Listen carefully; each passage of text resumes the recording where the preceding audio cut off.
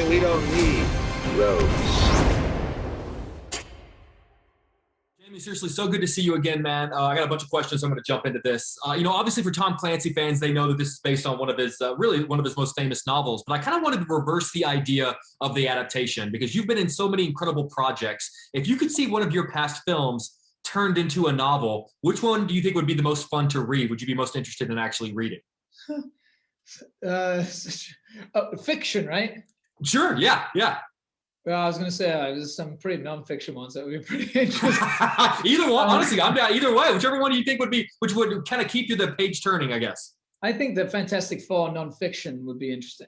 Oh, really? What kind of story would that be? I'm not going into that, but I think it would make for interesting reading for sure. Also, I'd be curious to read that. I'd be very curious to read it. I think we all would. I think we all would. Yeah. Whenever you guys do research for a part, you undergo so much training to sort of understand what it means to be a CIA operative.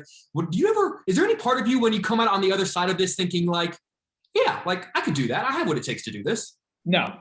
I mean, no, certainly not in this capacity, but that's actually my favorite part of a movie is going like, this is what I have to do. And so like, what's it going to take to kind of just at least have like an inkling into what the mindset would be for a character like this, and getting the books and just like sitting and ruminating on the books and reading them, and then like looking at other performances and other films where you kind of have an idea of what your character should be. Like I even looked at really weird movies like Aliens, like the Paul Reiser character in Aliens. I think his name is Burke. The character's called Burke. I was like, that feels very Robert Ritter to me, like that.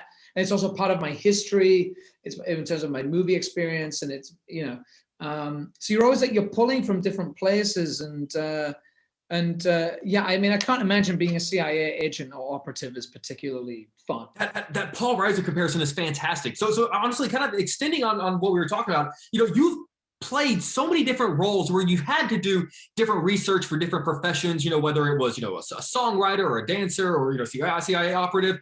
Which one, I guess, came most naturally to you? Which one like almost was like you found yourself thinking like, oh, okay, I get this. I understand this concept of what it takes to pull off this profession. Yeah, I mean, this, like, I think whenever you start a character, you're always going like, immediately you're like, what's the similarities between me and the character? Mm-hmm. And for certain roles, obviously, there's so like for something like Billy Elliot, when I was a kid, it was so exactly my experience. I mean, it was so, hiding the fact that you were dancing from your school friends, the stigma that was against like boys who dance and all that stuff was very much a part of my life as well. But when you're playing a CIA guy where everything is secretive, where even stuff from your own family to a degree, where your own family don't know where you are or what you're doing, and you can't tell them exactly what your job entails, where you have to keep everything hidden, was so foreign to me and was so different that this was very much a job where you're kind of trying to identify the differences between you. So like everything presents its different challenge, but Billy Elliot for me was a movie that very much, when I read the script, I was like, well, someone's been following me around for like.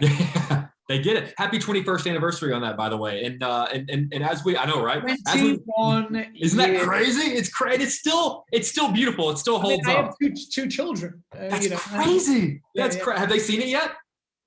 No, there's a lot of. Listen, the swearing in it is kind of like whatever, but there's a lot of swearing in it. Yeah. So. To give me the wrap, I wanted to ask really quickly. There is a trend going on Twitter right now, which is casting yourself in a bio. Who would play you in a biopic? And then people put pictures of a particular celebrity who they think would play them. More often than not, in my entire life, I get told that you and I resemble each other, that you and I look alike. So I was wondering if I could go ahead and just. By the way, I'm very, very flattered. Oh, I'm incredibly flattered. I was wondering if I could just go ahead and low key cast you in the Jake Hamilton biopic one day and just have my people reach out to your people. For sure. Just send me the books. Just send me the things that I need to research, and sure. I'll be there. I mean, Tom Holland is going to play me, of course. Obviously. That's the thing. Someone's going to have to play you because you and I have done a lot of interviews together. So someone's going to have to play you. Here's the thing. Tom Holland can play me younger and I'll play him older. Oh, so, I'm down for this. Jamie, seriously, it's always a pleasure to see you, man. And again, I really hope the next time we see each other really is in person. I hope so too. You stay safe. Stay well. You too, buddy. Take care. Bye. Yeah, Matt, good to see you, buddy.